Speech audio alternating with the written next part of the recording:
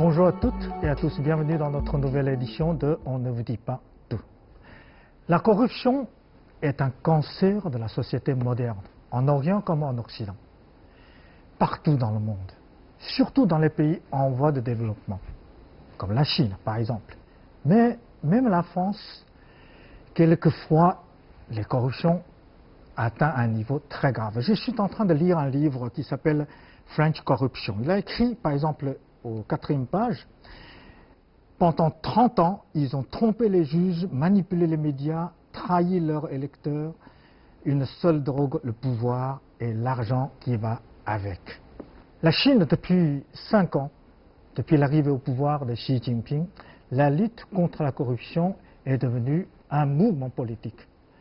L'Assemblée populaire nationale vient de voter la création d'une commission nationale de supervision, justement dans le but de la lutte contre la corruption. Alors, cette commission, comment il va se former, quelles sont ses conceptions, comment il va travailler et quelles sont ses efficacités. Et aujourd'hui, je suis très heureux d'avoir un invité qui connaît très bien cette institution. C'est M. Ding Yifan, politologue. Il connaît la Chine, la France et il a obtenu le doctorat en sciences politiques. En sciences politiques. Je vous invite d'abord à regarder ce petit reportage préparé par nos journalistes pour voir comment fonctionne la Commission nationale de supervision. Depuis la proposition formulée par Sun Yat-sen de 5 pouvoirs indépendants, parmi lesquels le pouvoir de contrôle, jusqu'à l'actuelle réforme du système national de supervision, la Chine continue de chercher les méthodes les plus efficaces afin de lutter contre la corruption. Pour Ma Huaide, professeur à l'université chinoise de sciences politiques et de droit de Beijing, s'il existait autrefois des systèmes gouvernementaux de supervision et d'audit, mais aussi des modes de supervision hors gouvernement comme l'Assemblée nationale populaire, la justice ou l'opinion publique, tous ces mécanismes de lutte contre la corruption agissaient en ordre dispersé et pouvaient très difficilement jouer leur rôle. Avec la création de la Commission nationale de supervision, il devient possible de construire un système de suivi national centralisé, unifié. La Commission nationale de supervision est en charge de 3 fonctions majeures, surveillance, investigation et sanctions. Elle établit un système vertical de supervision basé sur 4 échelons administratifs. Au départ, mécanisme gouvernemental de supervision, elle devient un organisme national indépendant. Cette réforme du système politique va permettre de résoudre de nombreux problèmes concrets. Par exemple, le fait que les ressources existantes pour lutter contre la corruption sont dispersées, leurs capacités mal accordées. Elle va permettre l'installation d'un mécanisme efficace de lutte contre la corruption pour achever une couverture complète des responsables publics dans leur exercice du pouvoir public. Alors, Ding Yifan, c'est une institution unique dans le monde. Ça n'existe pas dans d'autres pays. Non. Cette conception de contrôle et de supervision est très ancienne dans les institutions politiques chinoises, mais dans le monde occidental. Non, il est ignoré et partiellement il est assumé par le pouvoir judiciaire. Et c'est seulement ça. Oui, en général, en Occident, il y a 3 pouvoirs. Pouvoir judiciaire, administratif et législatif.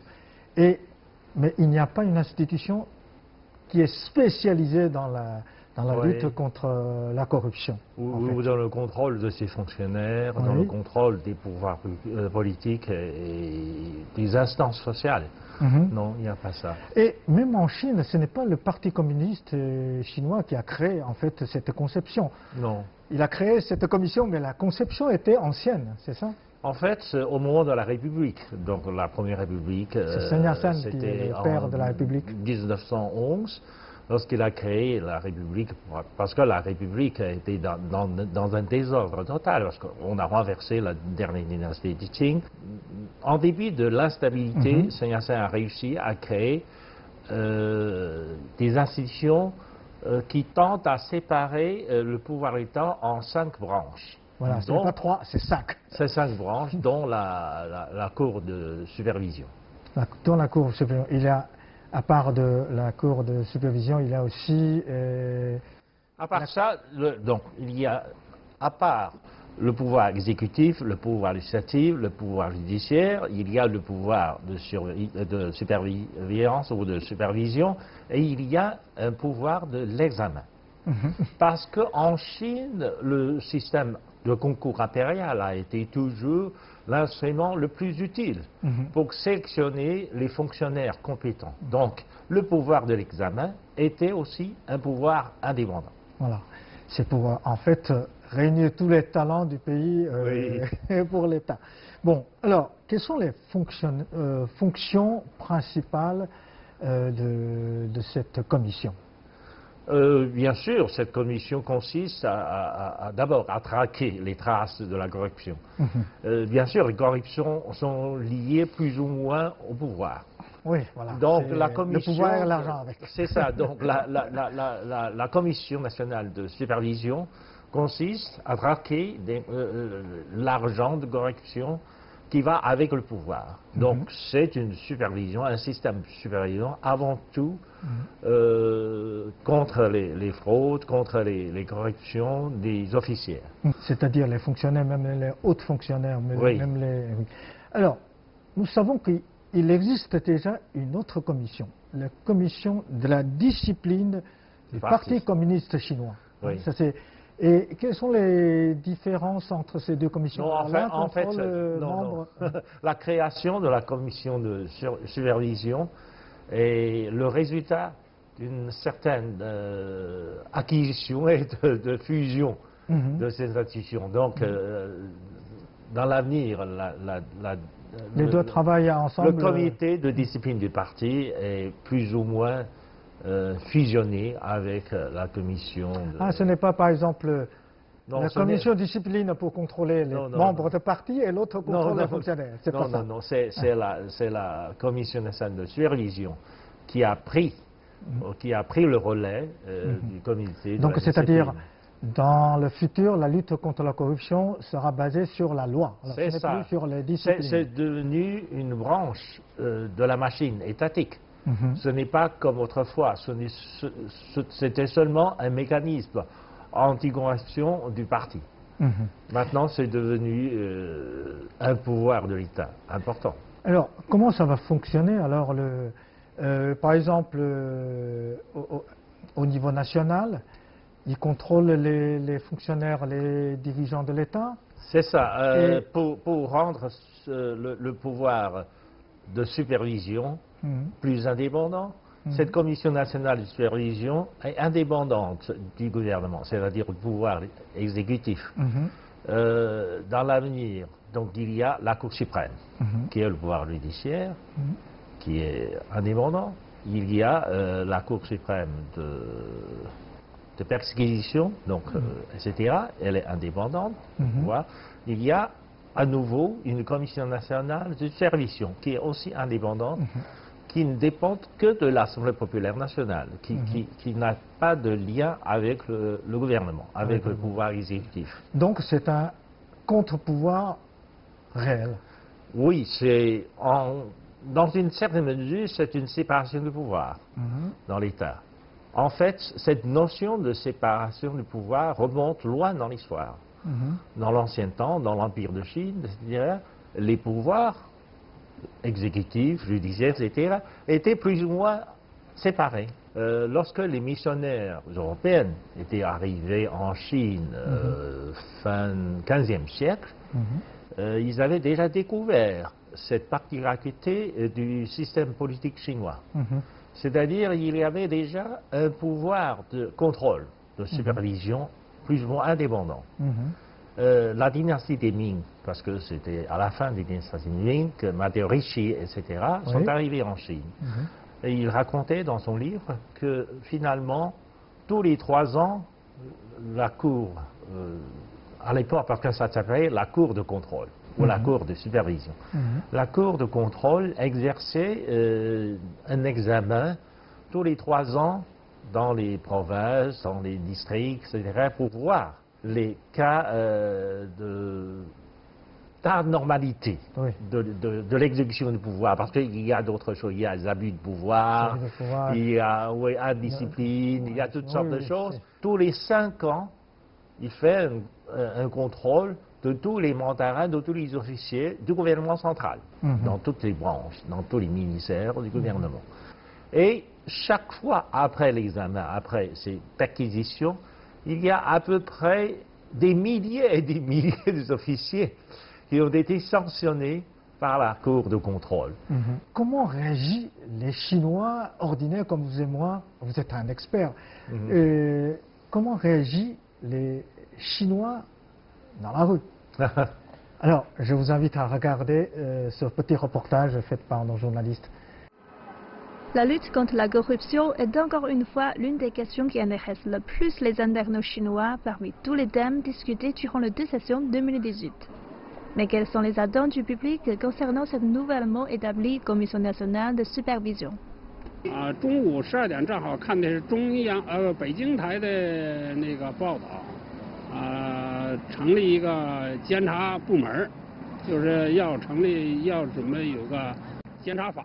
我听说应该是要另一个法律，关于监察这个反腐败的工作的话，如果真的是从这个方面立一个法规的话，对我们的这个监管应该是会更全面的，然后对我们的以后生活应该也会有一个很大的影响吧。之前呢是一府两院，政府、法院和检察院，这是一个三个相对独立的一个机构。现在成立一个监察委员会，将那个检察院的那个其中的一些职能部门啊，都放到了那个监察委里。这样呢，就是使监察委那个成为一个独立于政府两院的一个单独的一个体系一个部门。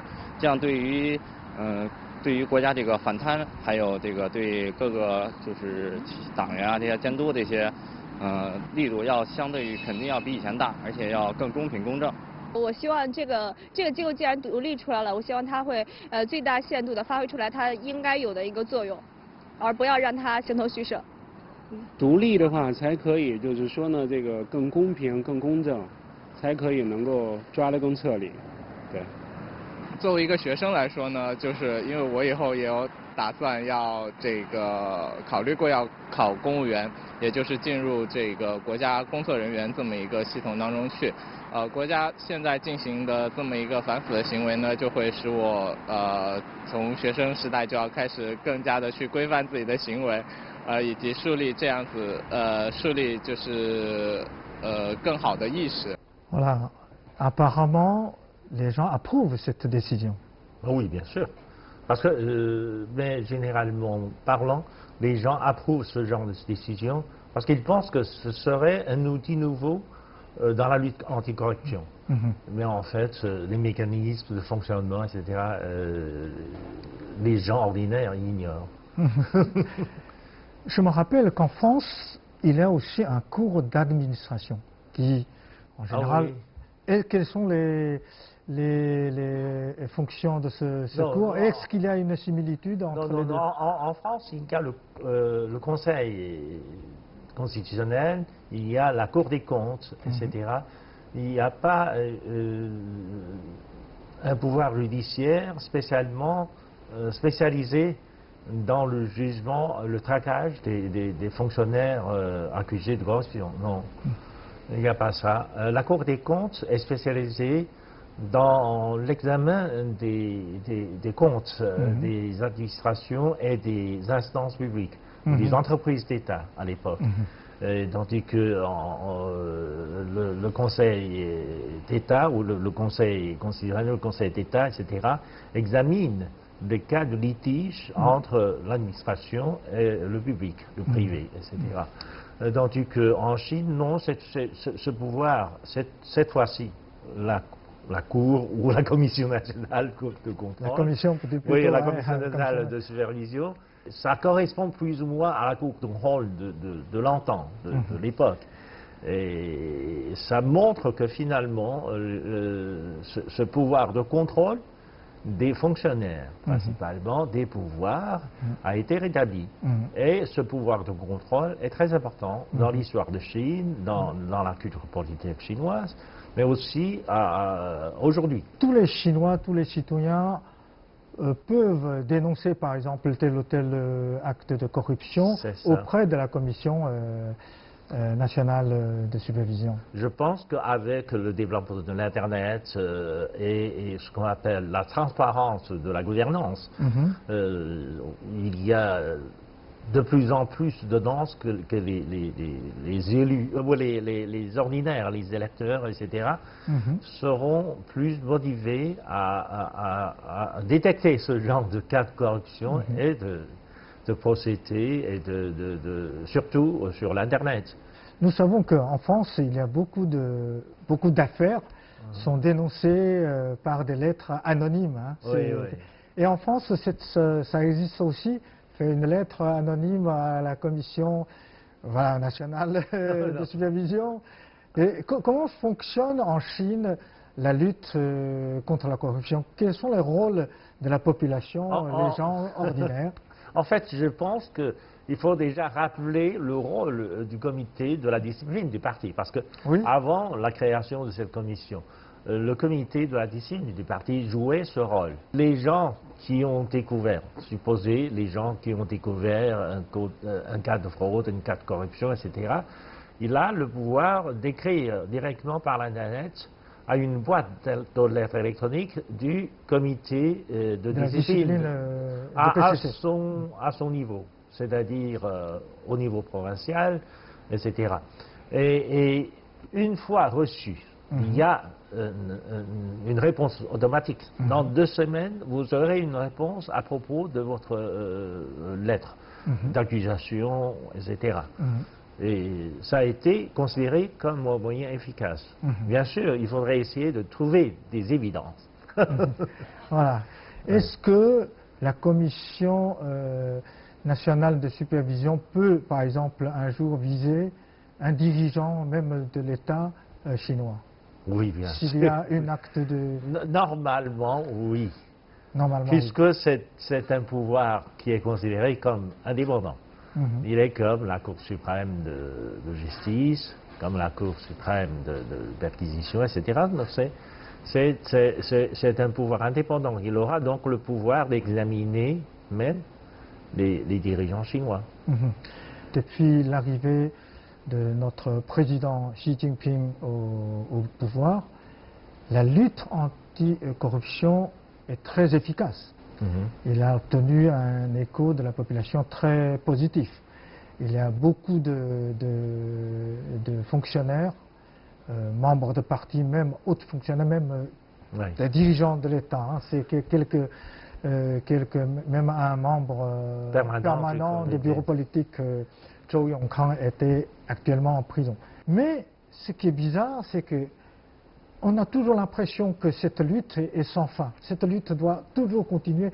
On pose la question, est-ce que la corruption en Chine est déjà généralisée? Non, il faut dire que finalement, la corruption est un phénomène humain qui est né au moment de la création de la société civile. De la société civilisée, je veux dire. Ça a été toujours le cas. Donc, c'est dû plus ou moins à une faiblesse humaine. Pendant une période, lorsque... Mais tout de même, il y a une différence de degré de la corruption. En fait, je me souviens qu'un sociologue américain avait fait des études là-dessus, sur la généralisation de la corruption. Et finalement, il dit qu'il y a des cas qui montrent, après avoir étudié les cas de corruption un peu partout dans le monde, dans les pays développés comme dans les pays en développement, et finalement sa conclusion est que la corruption tend à généraliser dans des pays en développement à des périodes où l'économie prend son décollage. C'est-à-dire quand il y a une période où il y a la croissance économique est devenue très rapide, la corruption tend à se généraliser.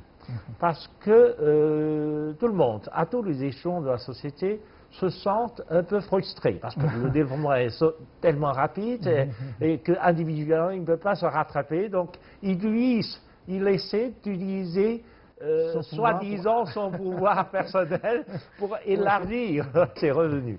C'est un cas généralisé, un peu partout.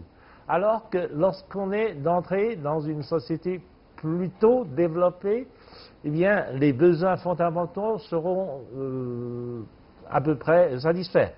Dans ce cas-là, les gens n'ont plus tellement besoin de recourir à des moyens illégaux pour s'enrichir, etc. Donc, la corruption tend à se concentrer au pouvoir très hiérarchisé, mais au pouvoir supérieur. Ici, comme cas dans les pays européens ou comme aux États-Unis, le cas de corruption concerne des sommes colossales. Mais ça se passe souvent à des niveaux très supérieurs de l'État et que généralement l'opinion publique ignore complètement ce genre de choses. Mais lorsque le scandale éclate, c'est toujours un cas de corruption énorme. Bon, pour comprendre l'efficacité ou la situation de la corruption en Chine depuis 5 ans, je vous invite à regarder le dernier reportage sur la lutte anticorruption en Chine depuis 5 ans. D'après les statistiques, à la fin du mois d'octobre 2017, 3587 fugitifs, parmi lesquels figuraient 701 officiels, ont été renvoyés vers la Chine depuis plus de 90 pays et régions du monde. Des biens volés représentant une somme totale de 9,54 milliards de yuan de biens volés ont également été rapatriés en Chine. La Chine a établi des mécanismes de coopération judiciaire avec les États-Unis et le Canada qui vont permettre de faciliter le dialogue et la collaboration en matière d'enquête, de poursuite, de gel des avoirs et de retour des capitaux issus de la corruption. Depuis la publication en 2015 d'une liste rouge des 100 suspects les plus recherchés dans le cadre de l'opération Filet Céleste, 51 d'entre eux ont déjà été retournés à la Chine. Suite à l'annonce par le président Xi Jinping de la campagne de chasse aux tigres et aux mouches, ce ne sont pas moins de 280 gros tigres qui sont tombés depuis le 18e congrès. En 2017, 20 fonctionnaires de l'échelon central ont été jugés après enquête et plus de 30 fonctionnaires de niveau provincial ont également été sanctionnés.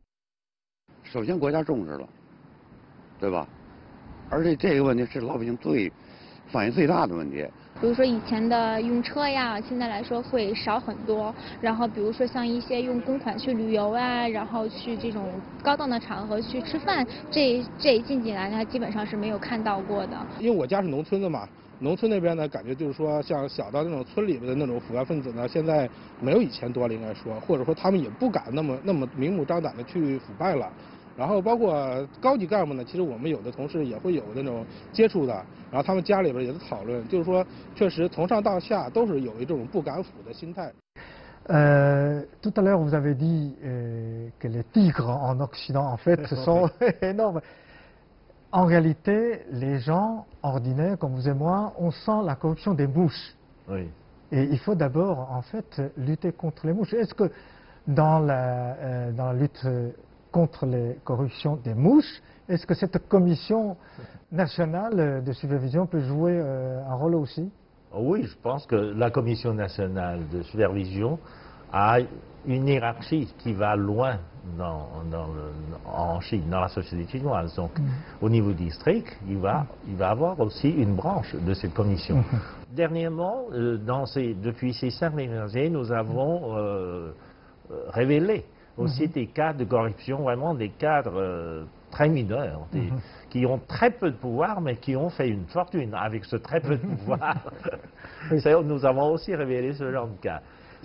En fait, en Chine, mouches et tigres, beaucoup sont tombés depuis 5 ans. Mais vous connaissez bien la France. Hein? La France, lorsque j'étais en France, je me rappelle, il y a une affaire d'Elf, la vente des armes à Taïwan. Oui. Il y a 500 millions de dollars de rétrocommission. On n'a jamais trouvé. Et personne n'est puni. Je dis les ministres, ni aucun ministre, ni aucun... Oui, mais les personnalités impliquées dans le scandale étaient, à un moment donné, condamnées, mais... Oui, non, pas condamnées, oui, c'est ça, mise en examen, etc. Mais finalement, rien n'est abouti à la fin. Mais dans ce cas exact de vente des armes à Taïwan, etc., on sait très bien qu'il y a des personnalités impliquées qui sont morts accidentellement. Il y en a beaucoup. à Taïwan comme en France. Il y en a beaucoup qui ne parleraient jamais à propos de l'affaire. C'est bizarre, on a l'impression que la France est un pays très propre, mais cette sorte d'affaires n'ont jamais en fait abouti. Non, comme j'ai expliqué tout à l'heure.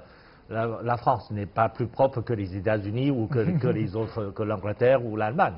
Non, seulement dans ce genre de pays développés, je dis, le cas de corruption se passe seulement au niveau extrême, au niveau plus élevé de l'État. Donc, généralement, il est complètement ignoré par l'opinion publique. Quand il s'éclate, c'est toujours une grosse affaire. C'est ça, mais ça n'a jamais été éradiqué. Il pourrait y avoir des affaires plus importantes, mais qui sont cachées ou qui ne sont pas révélées, qui sont ignorées du public. Le dernier livre, Mme Hillary Clinton n'a pas réussi son élection contre Donald Trump. Et parce que, justement, au milieu de l'élection, etc., il y a des livres qui sont sortis, qui ont révélé les cas de corruption par la famille Clinton, etc. Il y a quelque chose de crédible dans ces livres. Parce que lorsque Clinton a quitté le poste à la Maison-Blanche, il était fortement entêté. Parce qu'il avait eu beaucoup de procès judicieux, etc., etc. Et ces procès coûtent énormément cher en France, aux États-Unis. C'est des millions et des millions de dollars pour chaque cas. Et donc, il doit rembourser ses dettes. Il doit rembourser ses dettes, mais 1 an ou 2 ans après, rapidement, non seulement il a remboursé ses dettes, il est devenu encore plus riche, il est devenu milliardaire. Et donc, c'est trop rapide. Il y a quelque chose qui se passe. Et l'auteur du livre a creusé le cas dans l'affaire de la Fondation Clinton. La Fondation Clinton a dû jouer le rôle pour essayer de ramasser de l'argent, pour essayer de... Donc, l'eau est très profonde, on ne sait pas ce qui s'est passé. Bon, dernière question. Alors, cette commission nationale de supervision en Chine, est-ce que vous pouvez nous décrire comment prévoir son fonctionnement, son efficacité dans le futur dans la lutte contre la corruption en Chine? Je pense que la création de cette commission de supervision est nécessaire et serait un instrument important pour lutter contre la corruption. Mais de là à dire que la Chine serait complètement propre sans corruption, je n'y crois pas personnellement. Parce que la corruption, c'est dans la faiblesse humaine. Donc dans la société humaine, la corruption existe. Donc c'est pour ça que Xi Jinping a dit qu'il n'y a pas de fin dans la lutte contre la corruption. Il n'y a pas de fin. Mais tout de même, comme nous avons créé un pouvoir indépendant, dans l'examen des fonctionnaires, dans l'examen etc., eh bien, on pourra logiquement penser que les obstacles venant du pouvoir exécutif seraient plus ou moins écartés par cette commission. Cette commission aurait vraiment la véritable autorité de faire les examens, de poursuivre les officiers corrompus, etc. Et ce serait un instrument très important pour réduire, disons, le cas de corruption dans l'administration chinoise. Voilà. Merci beaucoup, Ting Yifan. Et comme un proverbe français dit, qui vivra verra. Voilà. Merci aussi pour nos chers téléspectateurs. Merci pour votre fidélité et à la prochaine.